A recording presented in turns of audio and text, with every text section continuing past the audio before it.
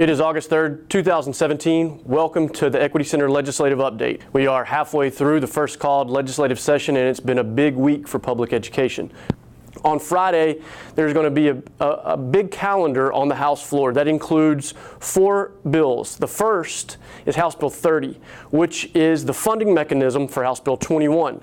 House Bill 30 funds House Bill 21, the House of School Finance proposal, through a deferral in the Foundation School Program payment. House Bill 21 is the House's school finance proposal that includes several provisions. One of the most important, though, to a lot of school districts is the expiration of ASSETR. House Bill 21 addresses this through the creation of a hardship grant that is available for 2 years and costs $200 million.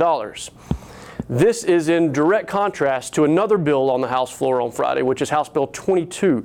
House Bill 22 extends ASSETR almost entirely for another 2 years at the cost of $356 million. The Legislative Budget Board estimates that over 90% of that $356 million will be distributed to school districts in the highest 2 quintiles of property wealth per student.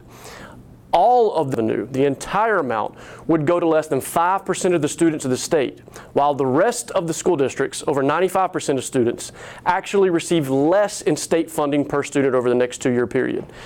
We are in opposition to House Bill 22.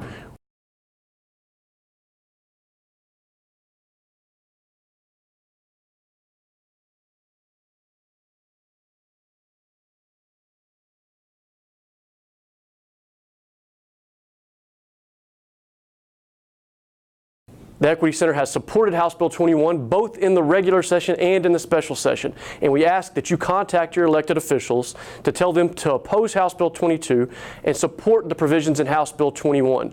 On Tuesday, the House Public Education Committee met in a marathon hearing that lasted well into the night to hear 23 bills.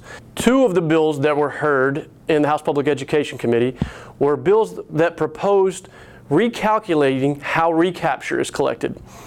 This would effectively reduce recapture by over $1.3 billion over the next 2-year period, which reduces the amount of state revenue that the state has to spend on public education for the rest of the districts. Also on the agenda was one of the governor's priorities, which is to increase educator pay and also to revisit the system by which educators are compensated, largely through instituting a merit pay system. This was a controversial bill that drew a lot of discussion from committee members, and it's going to be interesting to see if this actually makes it out of the committee.